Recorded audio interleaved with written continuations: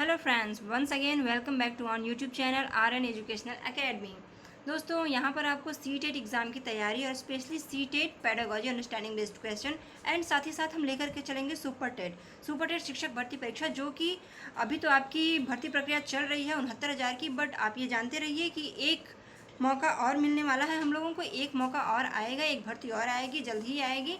तो इस ईयर के लास्ट तक 2020 तक एक भर्ती देखने को मिलेगी, जिसके लिए हमें तैयारी पहले से ही करनी होगी। दोस्तों, अगर 1, 2, 4, 10 नंबर से कोई असफल रहा है तो कारण यही है कि हमने सोचा कि चलो तैयारी कर लेंगे, या कहीं ना कहीं कोई कमी तो ज़रूर रह गई। अब वो कमी फिर ना रह जाए कि दोस्तों 2 भर्ती देखी जा चुकी है, अब ये आखिरी मौका जो मिलेगा, एक भर्ती और आएगी, तो उस भर्ती के लिए हमें तैयार रहना है। तो चलिए आज से हम स्टार्ट करते हैं। फिलहाल आज का जो हमारा टारगेट है, आज का जो हमारा वीडियो है वो सीटेट के लिए है। सीटेट बाल विकास शिक्षा शास्त्र, जो कि आपको सीटेट क्रॉस कराएगा। अगर दोस्तों आपने अभी तक सीटेट नहीं किया है तो सीटेट क्वालिफाई अगर कर लेते हैं तो सुपर टेट के लिए आप अवेलेबल हो जाते हैं।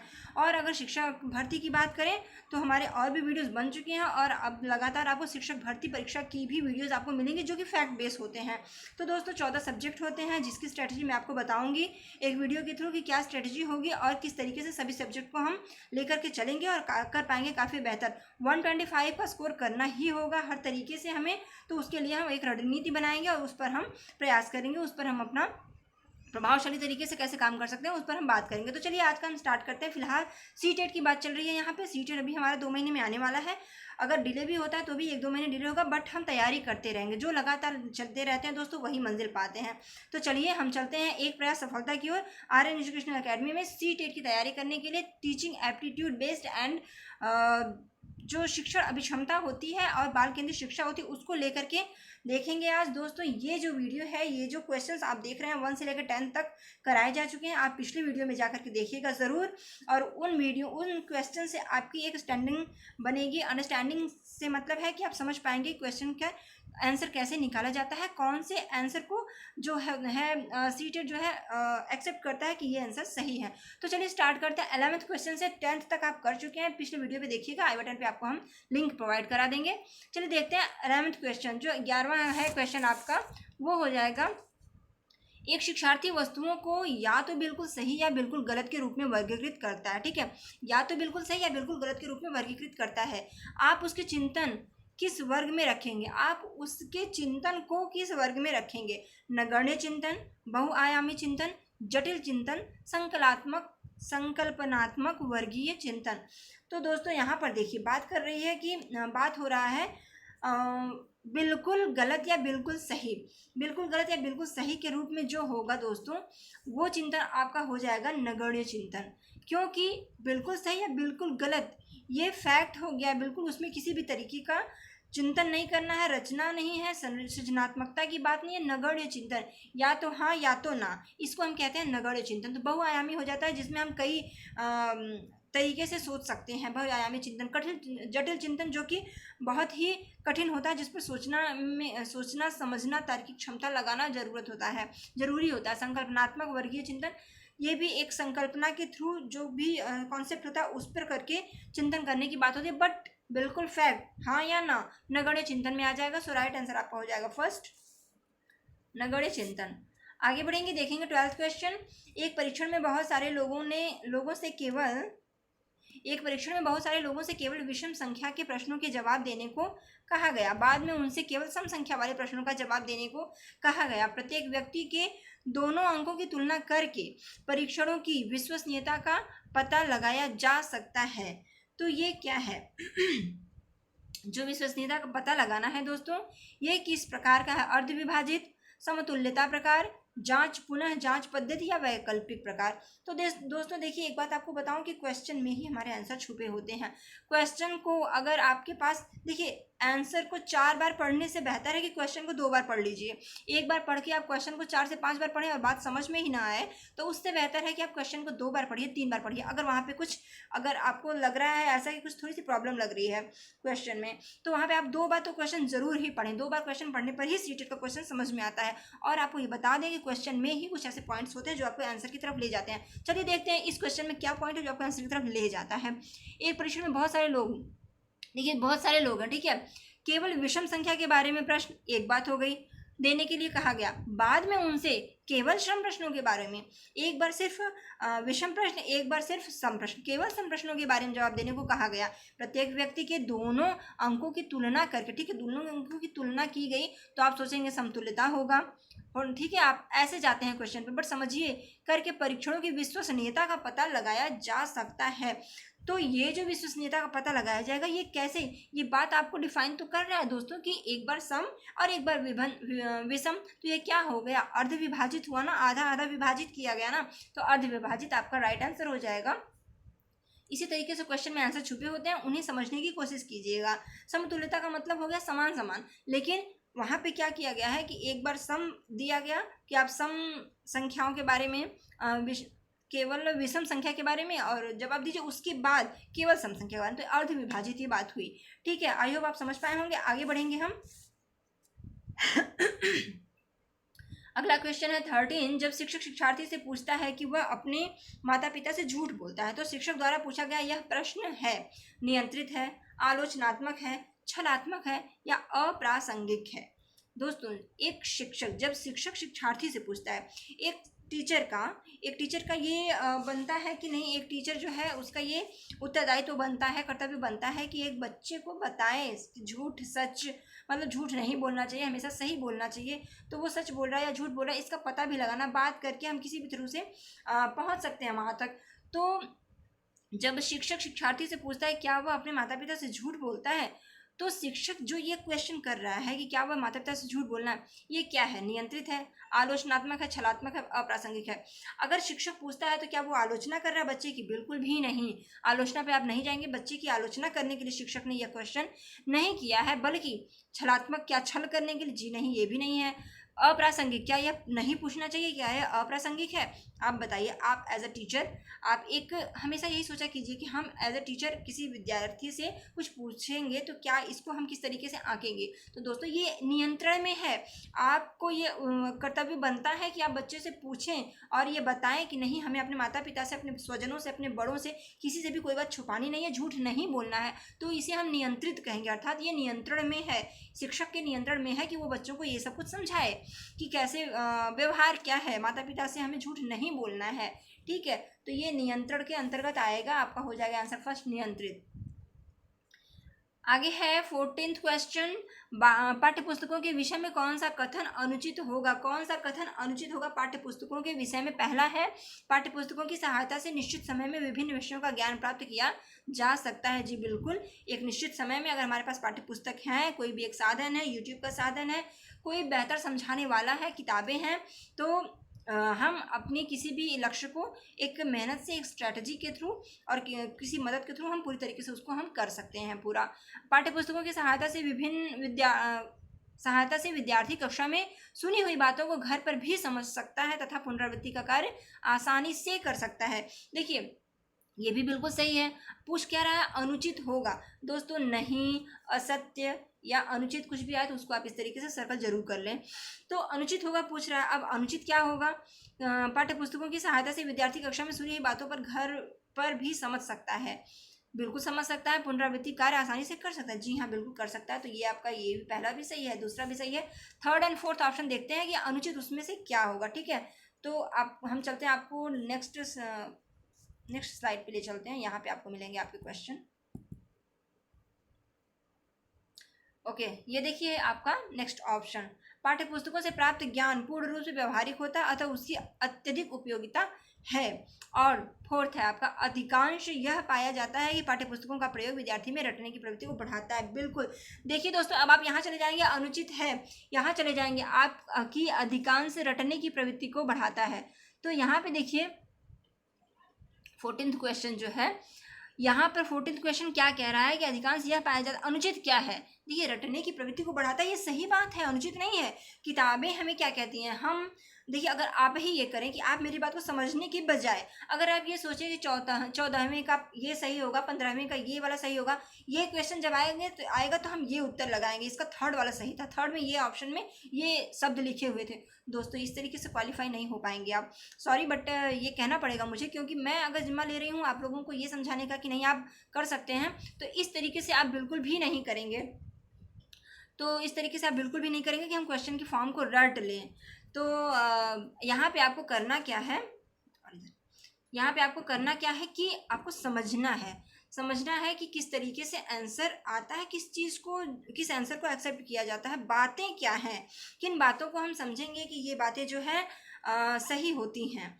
ये बातें बच्चे के लिए सही होती हैं, सी टेट के तरीके को एक्सेप्ट किया जाता है, इस तरीकों को एक्सेप्ट किया जाता है, तो वो समझने की कोशिश कीजिए, रटने की कोशिश मत कीजिए। तो यहाँ पे देखिए क्या दिया गया, अधिकांशतः यह पाया जाता है कि पाठ्यपुस्तकों का प्रयोग विद्यार्थियों में रटने की प्रवृत्ति को बढ़ाता है। तो बिल्कुल सही है, ये रटने की प्रवृत्ति को बढ़ाता है। सिर्फ हमें पाठ्यपुस्तक को यूज़ नहीं करना है, बल्कि पाठ्यपुस्तक मात्र एक साधन है आपके लिए, जिससे कि आप समझ करके उसकी मदद ले करके, और यूट्यूब पर अगर आप किसी यूट्यूबर की बात को समझ रहे हैं, मेरी समझाने के नज़रिए को समझ रहे हैं, तो मेरे नज़रिए से आप उसको फॉलो कीजिए।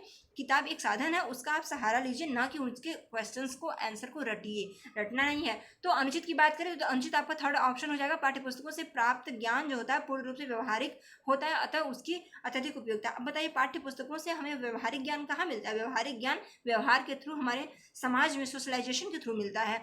तो ये व्यवहारिक होता है पाठ्यपुस्तकों से ज्ञान? जी नहीं, पाठ्यपुस्तकों का ज्ञान जो होता है किताबी होता है। एक तरीके से अगर हम उसको समझे ना, तो रटने की प्रवृत्ति बढ़ा देता है। तो आपका यहाँ पे थर्ड ऑप्शन सही हो जाएगा कि अनुचित है आपका थर्ड ऑप्शन, व्यवहारिक होता है अतः उसकी उपयोगिता है। उपयोगिता है जरूर, लेकिन व्यवहारिक होता है, ये गलत बात है। तो अनुचित की बात करें तो अनुचित यही होगा। आगे देखेंगे नेक्स्ट क्वेश्चन, 15 क्वेश्चन। निम्नलिखित में से कौन सा विकल्प सामाजिक बुराइयों के न्यूनीकरण का सबसे प्रभावी माध्यम है? सामाजिक बुराइयों के न्यूनीकरण का सबसे प्रभावी माध्यम क्या है? सबसे प्रभावी माध्यम देखिए, प्रभावी विधिक प्रावधान, एंड सेकेंड ऑप्शन हो जाएगा तीव्र आर्थिक विकास एंड सार्वभौमिक शिक्षा, एंड फोर्थ ऑप्शन हो जाएगा आपका वांछित सामाजिकरण परिवर्तन, वांछित सामाजिक परिवर्तन। तो दोस्तों यहाँ पर देखिए, निम्नलिखित में से कौन सा विकल्प, इन चारों विकल्प में से सामाजिक बुराइयों के न्यूनीकरण का सबसे प्रभावी माध्यम है? सामाजिक बुराइयों के न्यूनीकरण का कम से कम, न्यूनीकरण का सबसे कम, सामाजिक बुराई का सबसे प्रभावी माध्यम कौन सा होगा? तो यहाँ पर आपका हो जाएगा सार्वभौमिक शिक्षा। देखिए, सार्वभौमिक शिक्षा, अगर शिक्षा आपको सार्वभौमिक तरीके से सभी को शिक्षा, सार्वभौमिक शिक्षा का अर्थ हुआ सभी को एक समान शिक्षा, सब अगर शिक्षित होंगे तो वहाँ पे सामाजिक बुराइयाँ दूर होंगी। तो न्यूनीकरण मतलब सबसे कम करने का सबसे प्रभावी माध्यम यही हो सकता है। आर्थिक विकास करके भी आप सामाजिक बुराइयों को दूर नहीं कर सकते हैं। प्रभाविक विधिक प्रावधानों के द्वारा भी सामाजिक बुराइयां दूर नहीं होती हैं। वांछित सामाजिक परिवर्तन, अगर समाज में वांछित परिवर्तन भी हो जाए तो जरूरी नहीं है कि सामाजिक बुराइयां खत्म हो जाए, बट हाँ, अगर एक इंसान शिक्षित हो जाता है तो उसके अंदर से सामाजिक बुराइयां खत्म हो जाती हैं, क्योंकि शिक्षा की वैल्यू को वो समझता है। शिक्षा के माध्यम से वो चीज़ों को नए तरीके से सोचना प्रारंभ कर देता है, नए समाज का निर्माण होने लगता है। तो यहाँ पे आपका राइट आंसर हो जाएगा सार्वभौमिक शिक्षा, थर्ड ऑप्शन सही। अगला देखेंगे 16वां क्वेश्चन, सामाजिक परिपक्वता की दृष्टि से एक उत्तम शिक्षा योजना है कि? सामाजिक परिपक्वता की दृष्टि से, देखिए क्वेश्चन को समझिएगा, सामाजिक परिपक्वता की दृष्टि से एक उत्तम शिक्षा योजना क्या है? ऑप्शन देखेंगे, इन सिद्धांतों को अपनाएं कि यह कुछ अधिक बौद्धिक क्रियाओं के लिए तथा कुछ सामाजिक क्रियाओं के लिए आवश्यक है, या कक्षा के संदर्भ में शिक्षार्थियों के अध्ययन की उचित व्यवस्था की जाए, या कक्षा के सभी शिक्षार्थियों की उचित सामाजिक योगदान देने के लिए प्रोत्साहित किया जाए, या प्रत्येक शिक्षार्थी को व्यक्तिगत रूप से शिक्षा प्रदान की जाए। देखिए, यहाँ पर व्यक्तिगत रूप से सिर्फ शिक्षा प्रदान करना एक उत्तम शिक्षा योजना नहीं होगा, बल्कि आपका कक्षा के सभी शिक्षार्थियों को उचित सामाजिक योगदान देने के लिए प्रोत्साहित करना। देखिए, किसी भी चीज़ के लिए प्रोत्साहित करना भी दोस्तों एक की वर्ड है, जिसे कि आप एक पॉइंट की तरह रख सकते हैं कि अगर ये कहीं ऑप्शन में मिलता है तो ये बेस्ट होगा। ठीक है, प्रोत्साहित किया जाए। अगर बच्चों को किसी भी चीज़ के लिए आप प्रोत्साहित करते हैं तो ये बच्चों के लिए पॉजिटिव वे में जाता है। और सामाजिक योगदान देने की बात की जाए तो इससे सामाजिकता का विकास होता है। तो कक्षा के सभी शिक्षार्थियों को उचित सामाजिक योगदान देने के लिए अगर आप प्रोत्साहित करते हैं तो ये सामाजिक परिपक्वता की बात हो रही है। क्वेश्चन देखिएगा, सामाजिक परिपक्वता की बात हो रही है, तो सामाजिक परिपक्वता की दृष्टि से उत्तम शिक्षा योजना यही है कि आप बच्चों को उचित सामाजिक योगदान देने के लिए प्रोत्साहित करें। तो आपका थर्ड ऑप्शन राइट हो जाएगा। आगे बढ़ेंगे, स्व केंद्र शिक्षा प्रणाली के विषय में आपका क्या विचार है? स्व केंद्र शिक्षा प्रणाली क्या है स्व केंद्र शिक्षा प्रणाली? देखिए, स्व केंद्र शिक्षा प्रणाली के बारे में जानेंगे। स्व केंद्र शिक्षा प्रणाली वह होती है जहां शिक्षार्थियों को मतलब समायोजन का कष्ट नहीं झेलना पड़ता। स्व केंद्र, कोई ऐसा केंद्र खुद से तैयार कर लो जहां बच्चों को एडजस्टमेंट ना करना हो। स्व केंद्र शिक्षा प्रणाली वह होती है, कोई ऐसी प्रणाली, कोई भी नई जगह हो जहाँ पे जाकर के आप अपना शिक्षा व्यवस्था सुचारू रूप से चला सकते हैं, वहाँ पर एडजस्टमेंट ना करना हो। ठीक है, तो वो होती है स्व केंद्र शिक्षा प्रणाली। देखते हैं ऑप्शन में, इस व्यवस्था में शिक्षार्थी अधिक अनुशासित रह सकते हैं, या इससे शिक्षार्थियों को नई जगह जाकर समायोजन का कष्ट नहीं झेलना पड़ता है, या दूसरे शिक्षार्थी केंद्रों पर शिक्षार्थी हताश होकर अक्सर अच्छा प्रदर्शन नहीं कर पाते, या इससे शिक्षार्थियों को नकल की सुविधा हो जाती है। तो दोस्तों यहाँ पर देखिए, स्व केंद्र शिक्षा प्रणाली के विषय में आपका विचार है। तो स्व केंद्र शिक्षा प्रणाली के विषय में हमारा विचार हो जाएगा कि शिक्षार्थियों को नई जगह जाकर समायोजन का कष्ट न झेलना पड़े। ये होता है स्व केंद्र शिक्षा प्रणाली। अगर अपने ही केंद्र पर हम शिक्षा कराते हैं, ये प्रणाली अपनाते हैं, तो एडजस्टमेंट जो करना होता है कहीं जाकर के समायोजन का कष्ट नहीं झेलना पड़ेगा। बस यही एक हो सकता है, अनुशासन की कोई बात नहीं होगी। और अक्सर अच्छा प्रदर्शन करना ये नहीं होता कि अपने केंद्र पर या कहीं और जाने से हम हताश हो जाते हैं या अच्छा प्रदर्शन करते हैं। अगर नॉलेज है तो आप हर जगह बेस्ट करेंगे, और इससे शिक्षार्थी को नकल की सुविधा बिल्कुल नहीं, नकल की सुविधा पर तो हम बिल्कुल भी नहीं जाएंगे, क्योंकि नकल की सुविधा कोई बात नहीं है। अगर हमारे अंदर वो एबिलिटी है तो हम कहीं भी रहेंगे, बेस्ट करेंगे। हाँ, बस बात ये बनती है कि समायोजन का कष्ट झेलना पड़ता है एक नए जगह पे। तो आपका राइट ऑप्शन हो जाएगा सेकंड।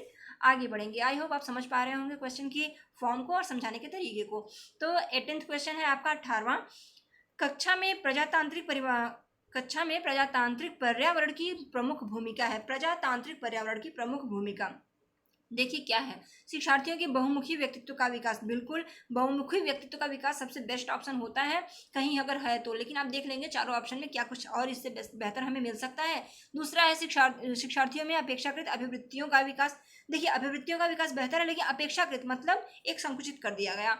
और तीसरा है शिक्षार्थियों द्वारा अपनी दुर्बलताओं का उचित मूल्यांकन। अपनी दुर्बलताओं का उचित मूल्यांकन, जी नहीं, हमें दुर्बलताओं का सिर्फ मूल्यांकन नहीं करना है, बल्कि उनके बहुमुखी व्यक्तित्व का विकास करना है। शिक्षार्थियों में स्वस्थ आदतों का विकास, हाँ ठीक है, स्वस्थ आदतों का विकास पर आप जा सकते हैं, और अभिवृत्तियों का विकास भी सही होगा, स्वस्थ आदतों का विकास सही होगा, बहुमुखी व्यक्तित्व का विकास। अब देखिए आंसर तक कैसे जाते हैं ये मैं आपको बताऊंगी। दोस्तों देखिए, टाइम लग रहा है तो टाइम को नेगलेक्ट कीजिए, समय कितना भी लगे समझने का प्रयास कीजिए। क्वेश्चन कम ही करेंगे, 10 ही करेंगे, लेकिन बेहतर करेंगे। देखिए, हम सही आंसर तक कैसे जाएंगे, आप लगा सकते हैं आंसर की शिक्षार्थियों में स्वस्थ आदत का विकास। स्वस्थ आदत का विकास क्या होगा, किसी एक चीज की तरफ इंगित कर रहा है, स्वस्थ आदत बच्चे में होगा। ठीक, अब शिक्षार्थियों में अपेक्षाकृत अभिवृत्तियों का विकास, अभिवृत्तियों का विकास भी कह रहा है कि अपेक्षाकृत, अपेक्षाओं के आधार पर जितना हम बच्चे से अपेक्षा करते हैं उतना विकास। ठीक है, लेकिन बात करें अगर सबसे बेस्ट ऑप्शन पर जाने की, तो शिक्षार्थियों के बहुमुखी व्यक्तित्व का विकास।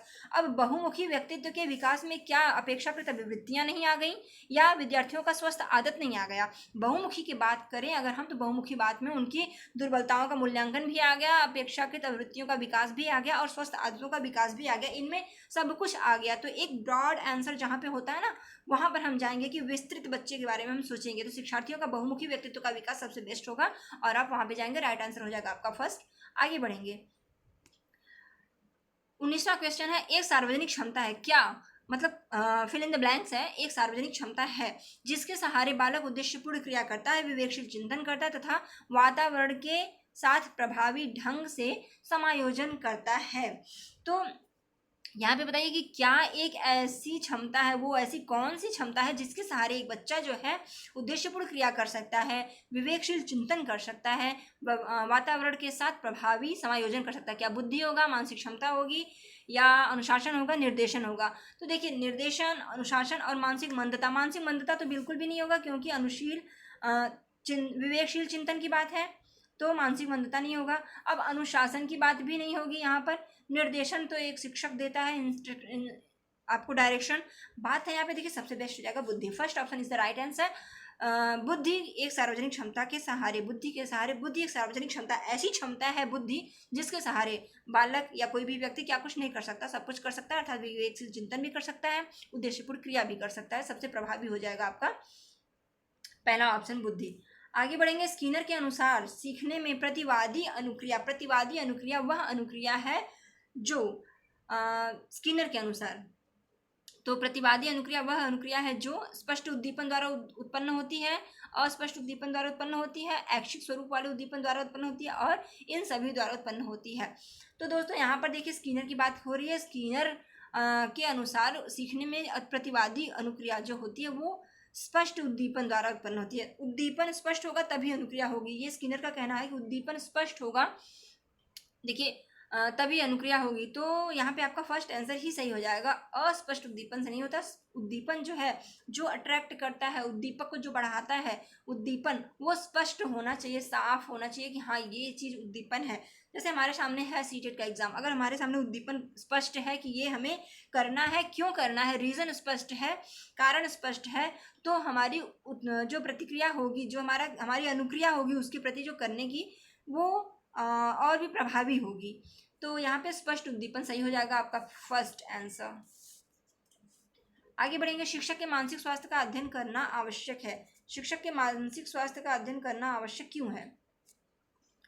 देखिए मानसिक स्वास्थ्य का अध्ययन करना आवश्यक है क्योंकि छात्र शिक्षक को ठीक प्रकार से समझ सकते हैं, या शिक्षक की प्रतिष्ठा बनी रहती है। देखिए प्रतिष्ठा की बात नहीं करेंगे, प्रतिष्ठा नहीं होगी। या छात्र शैक्षिक विकास पर शिक्षक के मानसिक स्वास्थ्य का प्रभाव पड़ता है, या फिर शिक्षक के स्वाभिमान को ठेस नहीं पहुंचे इसलिए।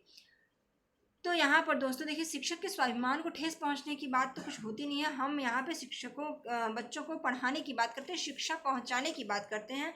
तो यहाँ पर आपका छात्र शिक्षक को ठीक प्रकार समझ सके, शिक्षक के मानसिक स्वास्थ्य का अध्ययन, एक शिक्षक के मानसिक स्वास्थ्य का अध्ययन इसलिए करना आवश्यक होता है क्योंकि छात्र शिक्षक को ठीक प्रकार से समझ सकते हैं, इसलिए। तो आपका यहाँ पे फर्स्ट ऑप्शन राइट हो जाएगा। First option right. वेट कीजिएगा 1 मिनट।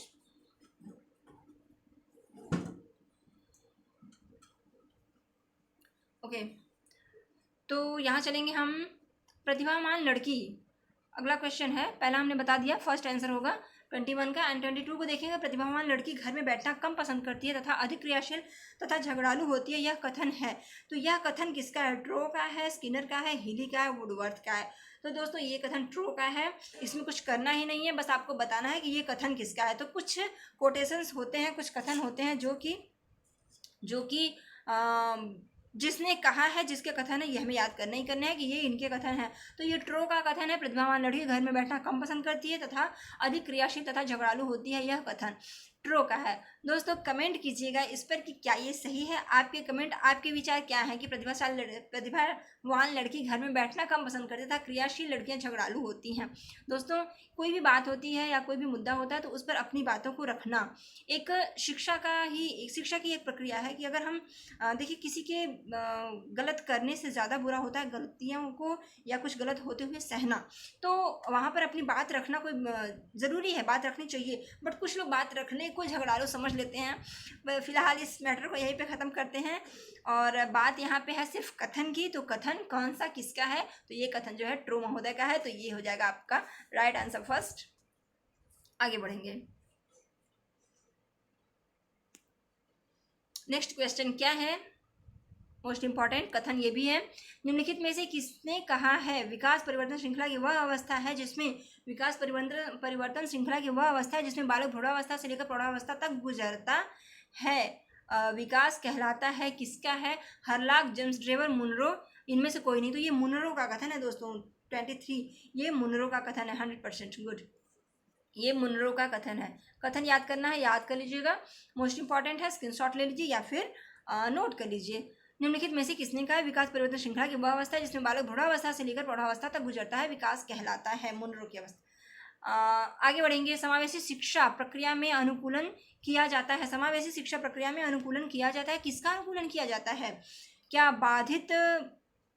बाधित और अक्षम बालकों के शिक्षण हेतु, सामान्य बुद्धि लब्धि के बालकों के शिक्षण हेतु, या फिर अधिगम असमर्थ बालकों के शिक्षण हेतु, या इन सभी के शिक्षण हेतु? तो समावेशी शिक्षा की बात अगर हम करें तो समावेशी शिक्षा जो होती है समान शिक्षा, सभी बच्चों को एक साथ। हमने पिछले वीडियो में एक क्वेश्चन था, ऐसे क्वेश्चन आ जाते हैं, कई बार मैं बता चुकी हूँ। तो दोस्तों समावेशी का मतलब ही समझ लीजिए कि हर तरीके के बच्चों को, एक नॉर्मल बच्चे को और एक दिव्यांग बच्चा है या फिर किसी भी डिसऑर्डर से, प्रॉब्लम से परेशान है, अगर कोई भी डिसेबिलिटी है, कोई भी डिसऑर्डर है, तो उस बच्चे को साथ में रख करके हमें शिक्षा देना जिससे कि वो बच्चे जो असामान्य हैं वो बच्चे सामान्य बच्चों को देख करके कुछ अच्छा सीख सके और फील कर सके कि हम एक हैं, और कि अलग अलग की भावना ना हो, भेदभाव की भावना ना हो, बल्कि दोनों को एक साथ मिलकर सहयोग की भावना को बढ़ाना है। तो सहयोग की भावना बढ़ती है, इससे एक साथ काम करने की प्रवृत्ति उत्पन्न होती है और बच्चे बेहतर सीख पाते हैं उन बच्चों के द्वारा जो कि स्वस्थ और सही हैं।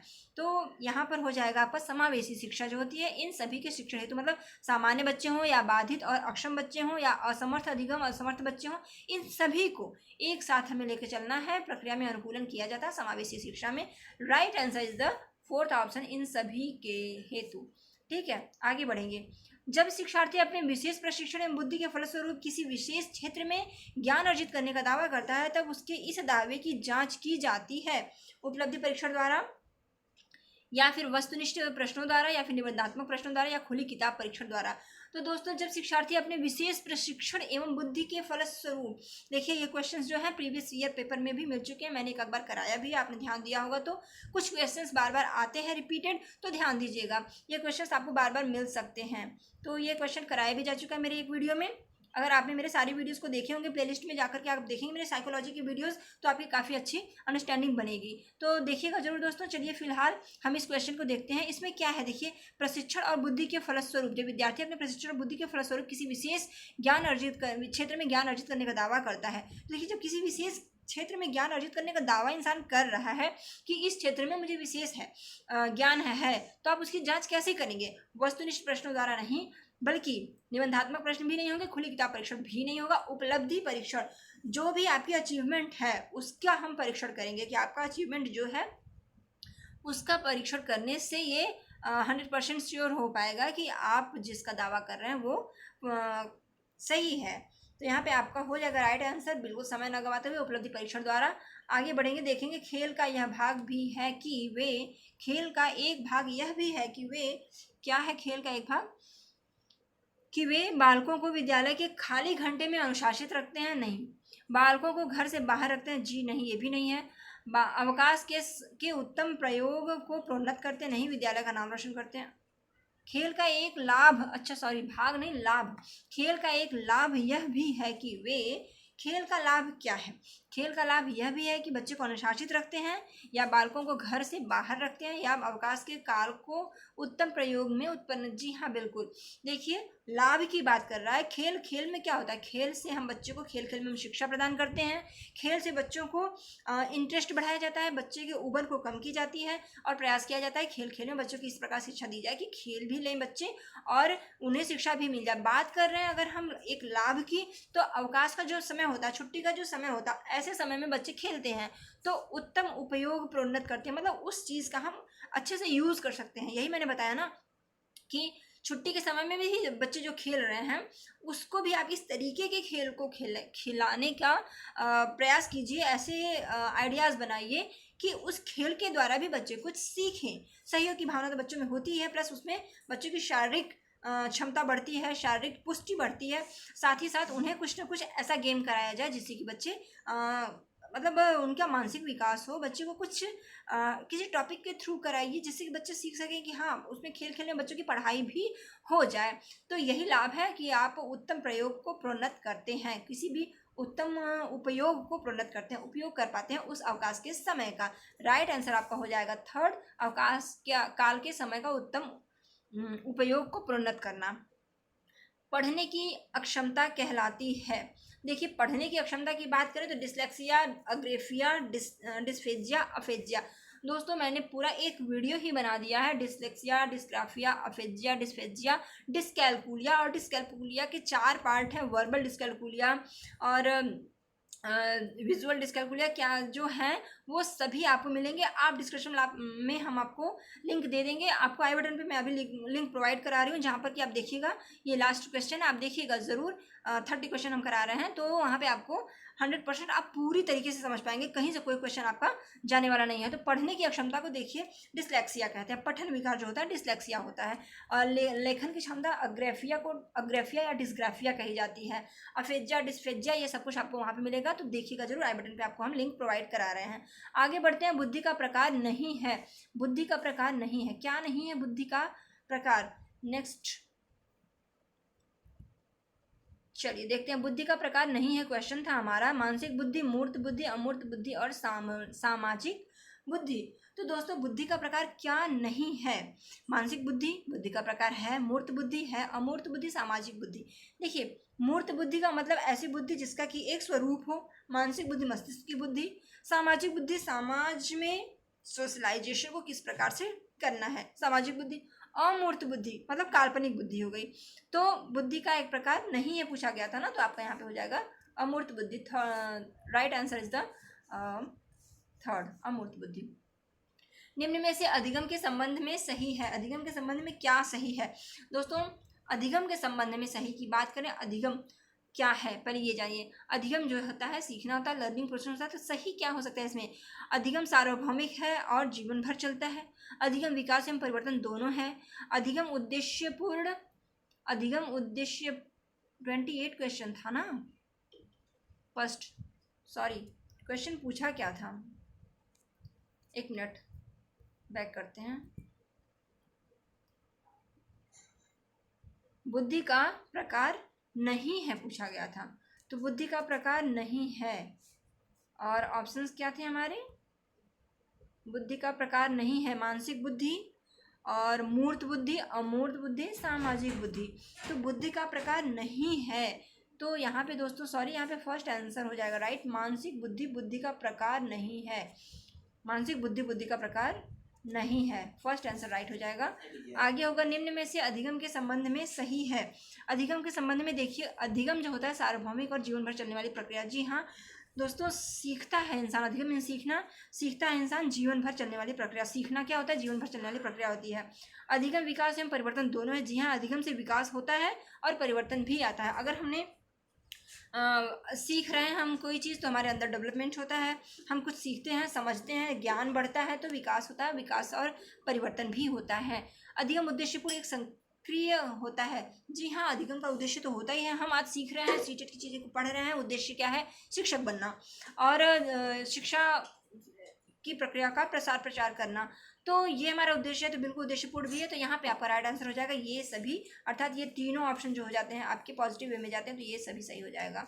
ठीक है, आगे बढ़ेंगे। Next question and last question, 30 question. बच्चे के उचित विकास को सुनिश्चित करने के लिए उसका स्वास्थ्य शारीरिक विकास एक महत्वपूर्ण आवश्यकता है। यह कथन, अब यह कथन क्या है? गलत है, क्योंकि शारीरिक विकास विकास के अन्य पक्षों को किसी भी प्रकार से प्रभावित नहीं करता। गलत हो सकता है क्योंकि विकास नितांत व्यक्तिगत मामला है। एंड सही है क्योंकि विकास क्रम में शारीरिक विकास सबसे पहले स्थान पर आता है। एंड सही है क्योंकि शारीरिक विकास विकास के अन्य पक्षों के साथ अंतर संबंधित है।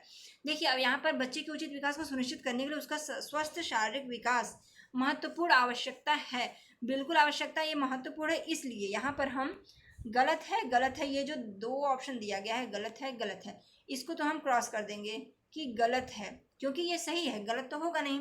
अब हम देखेंगे ये दो ऑप्शन बचा हमारे पास, थर्ड एंड फोर्थ। थर्ड और फोर्थ में हम टैली करेंगे कि सही है, सही है, दोनों में सही दिया हुआ, लेकिन रीजन क्या बताया गया है? सही इसलिए है क्योंकि विकास क्रम में शारीरिक विकास सबसे पहले स्थान पर आता है। और दूसरा है सही है क्योंकि शारीरिक विकास विकास के अन्य पक्षों के साथ अंतर संबंधित है। जी हाँ, आपका फोर्थ सही हो जाएगा। सही है क्योंकि शारीरिक विकास विकास के अन्य पक्षों के साथ संबंधित है। क्योंकि आपने विकास का जो ग्रोथ एंड डेवलपमेंट का चैप्टर पढ़ा होगा, नहीं पढ़ा है तो देखिएगा, आपको जो वीडियो मिल जाएगी प्रोवाइड करा देंगे लिंक में, हम देखिएगा विकास और ग्रोथ, ग्रोथ एंड डेवलपमेंट, वहाँ पे आप समझ पाएंगे कि शारीरिक विकास और मानसिक विकास में आता क्या कुछ है। तो देखिए, क्योंकि विकास क्रम में शारीरिक विकास सबसे पहले स्थान पर आता है। जी हाँ, शारीरिक विकास सबसे पहले स्थान पर आता है, लेकिन सिर्फ और सिर्फ शारीरिक विकास को हम विकास नहीं कह सकते, क्योंकि शारीरिक विकास में सिर्फ और सिर्फ शारीरिक चीज़ें की वृद्धि होती है, बस शरीर की वृद्धि होती है, आकार में परिवर्तन होता है और वजन में परिवर्तन होता है। लेकिन बात करें विकास की, तो विकास क्या है? शारीरिक विकास जो है वह विकास बहुत ही ब्रॉड है। आपका संवेगात्मक विकास होता है, सामाजिक विकास होता है, नैतिक विकास होता है, सामाजिक विकास होता है, संज्ञानात्मक विकास होता है। तो इन सभी पक्षों के साथ साथ शारीरिक विकास भी एक पार्ट है उसका, उन पक्षों के साथ अंतः संबंधित है, उनसे जुड़ा हुआ है। तो ये आपका राइट ऑप्शन हो गया फोर्थ। आई होप आप समझ पाए होंगे। Fourth answer is the right answer. And देख रहे हैं आप यहाँ पे भाग 2 हिंदी। तो आपको अगले वीडियो में हम इसके आगे आपको कराएंगे दोस्तों हिंदी के कुछ क्वेश्चंस, पूरी प्रैक्टिस सेट है ये। आपको नेक्स्ट वीडियो में ऐसे स्टेप बाय स्टेप हिंदी के मिलेंगे और फिर उसके आगे ईवीएस का और फिर मैथ की पेडागोजी। इस तरीके से हम पूरी प्रैक्टिस सेट करा देंगे। 150 क्वेश्चन आपके पूरे हो जाएंगे। सो फ्रेंड्स, कैसा लगा हमारा वीडियो बताइएगा ज़रूर, कमेंट कीजिएगा। और अगर आप हमारे चैनल पर नए हैं तो सब्सक्राइब कर दीजिए, बेल आइकन को प्रेस कर दीजिए, जिससे आपको नोटिफिकेशन के थ्रू हमारे वीडियोज़ मिलते जाएँ। ऑल पर टच कीजिएगा।